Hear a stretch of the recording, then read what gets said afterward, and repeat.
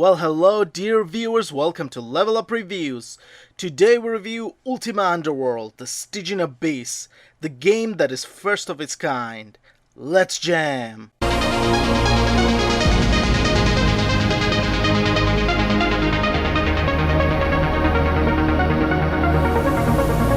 I suppose when we talk about Ultima Underworld, we need to start with one man. And strangely enough, this is not Richard Garriott. Our story starts with a young man who bought Apple II computer for himself. Of course, he needed some software as well, and he noticed a big rack with video games wrapped in plastic bags. He picked out 3 games out of the rack. It was Zork, Ultima 1 and Wizardry. After finishing them, Paul Neurath knew what he wanted to do. He started to work on his own game, Deep Space Operation Copernicus. It was published by Surtech, company that created Wizardry. The game was successful enough for Paul Neurath to decide to stick with it, making more games. But of course he still enjoyed playing them. And after finishing Ultima 3, he noticed that Origin Systems was not that far away from him, so he went down to meet them. He really quickly found some commonalities between him and Origin guys, and Richard Garriott offered him some work. So Neurath worked on Origin games, creating Space Rogue, as somewhat of a predecessor to Winged Commander. And finally, when Origin Systems relocated, Paul, together with Ned Lerner, founded Blue Sky Productions in 1990. And this time, Neurath had everything that he wanted for the game he was planning since 1989, Underworld. Underworld was a very ambitious project. Neurath even designed first couple of levels on his own to set the tone for his team. And for publisher, they contacted many other companies, but none of them were willing to take a chance on them. Only one that agreed was Origin Systems. But Underworld was completely original, and even Richard Garriott did not know what to do with it. Warren Spector, on the other hand, championed the Underworld. So Richard decided to give them a chance. He even gave them his IP, hence Underworld would be known as Ultima Underworld, The Stygian Abyss. After all, this had better chances of selling than Underworld, from studio that had not proved itself yet. Origin gave Blue Sky $30,000 to develop the game, but it was not even 10% of what Blue Sky needed.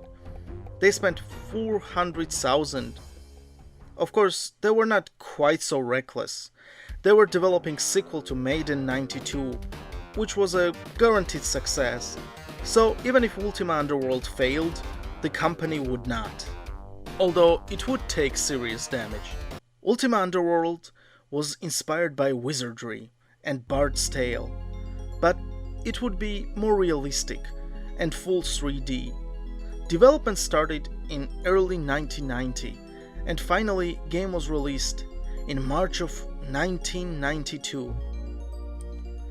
Initially the sales were slow, but word of mouth would spread quickly in the gaming community, selling total of 500,000 copies, which was huge at that time. The reception of the game was great. Chicago Tribune awarded Ultima Underworld Game of the Year. PC Gamer ranked it 20th on top 50 games of all time in 1997, and everybody was railing about how innovative the game was.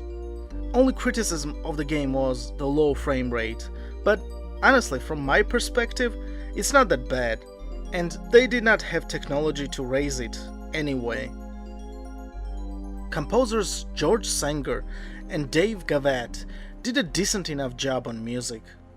It is very atmospheric, but it is not like you would sit down just to listen to it. Art is done by Carol Angel and Douglas Wake. It is truly dreary and atmospheric. The game starts with Avatar getting summoned to Britannia through his dreams by the ghost named Garamond. You witness a kidnap of a baron's daughter, only to get framed for it. And of course, opening is fully voiced. It is okay, but it's no Guardians intro in Ultima 7. the kidnapper fled to Stygian Abyss. You explain that you are the Avatar, and that you are innocent. Whether thou speak truth or falsehood, I cannot say. Stories tell of the coming of the Avatar, but years have passed since he visited here. If thou art truly the Avatar, then perhaps thou canst offer hope. None here can survive the Stygian Abyss and rescue Ariel. My mind is set. Corwin shall take thee to the Abyss. Return here with my daughter, and thy innocence shall be proven. If thou dost not return, Avatar, then thy lies shall have brought thee low. So the Avatar is thrown to the Stygian Abyss to save Byron's daughter. Now, I know what you're thinking. Stygian Abyss is on the Isles of the Avatar. It's on the island. How did they give the chase? Well, the inconsistencies in this game have an actual reason. You see, Ultima Underworld was not originally going to be an Ultima game, as I said before. So they did their best to connect Ultima with the Underworld. Hence why they took the Stygian Abyss, least explored place in the Ultima series. You start the game with character creation. You choose from traditional Ultima job selection. I kinda miss them. Nice to see them come back. There are 2 difficulty levels. Also, you can choose your sex, portrait, and which hand to fight with, which some left-handed people might appreciate. I don't know. Inventory and menu are controlled by the mouse. You can switch through different modes, like talk, see, pick up, and fight. Fighting is fun. You swing a sword with your mouse. It depends on how long you press the button to determine what's the power of the attack is gonna be. There's a glowing disc which shows you how powerful your attack is. If it's green, it is at its most powerful. When you level up, you go to the shrines to raise your attributes. It will depend on which mantra you chant to raise certain attributes. Magic is okay, I guess. You use combination of runes to cast a spell. Wisp even teaches you Armageddon spell, but I never really used the magic in this game. On the level 1, you need to make sure you will get everything you will need throughout the game. Some weapons, food, and sleeping bag. There is also a silver sapling which resurrects you, but honestly I have not really used them. There are 4 slots to save the game, and you can restore them just as easily. I have not used it even once. Abyss itself is very interesting, with a lot of secret entries, monsters, puzzles, and factions, which you can join. AI is really complicated. They decide if they will flee from you, attack, or be friendly. It is really cool. So do not attack a troll just because he looks menacing. One of them just wants worm stew, for example.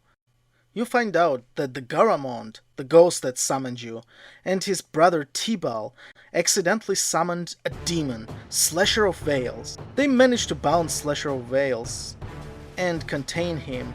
Tibal gets corrupted by Slasher and he kills Garamond. But before Tibal frees Slasher of Veils, Garamond manages to seal the room where Slasher is. So Avatar needs to kill Tibal, and of course stop Slasher of Veils. Tibal is on level 7, where you also meet Naruto. Believe it! He's really not that difficult, but after you kill him, you find out that Tibal wanted to stop Slasher, which is odd. Then why did he kill his brother? I guess he changed his mind? I do not really know. Banishing the Slasher of Veils is more difficult. You will need Sir Kabirus's 8 talismans. Kabirus was an architect of the Underworld and founder of the colonies. Finding items are not that difficult, really. For example, you need to reforge the sword of Kabirus, fight a golem for shield, and solve many puzzles and quests to get the items. My favorite quest is for the Cup of Wonders. To get it, you will need to play the flute. Ice Next the Ghoul will teach you the melody. Long story short, you throw 8 talismans inside of the lava around Slasher and banish him. And then you wind up in this strange world where you just need to run on the pass. It's an odd place, I don't know what this is exactly supposed to be. But whole game ends with you destroying the Stygian abyss and proving Avatar's innocence.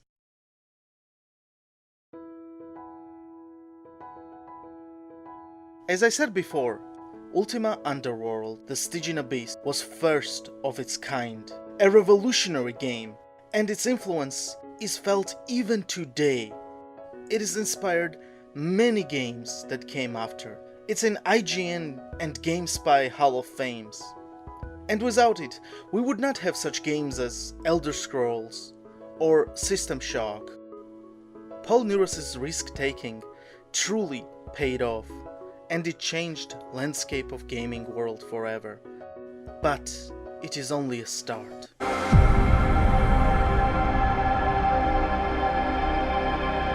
If you like my video, please like, share and subscribe. And don't forget to leave a comment. Thank you very much.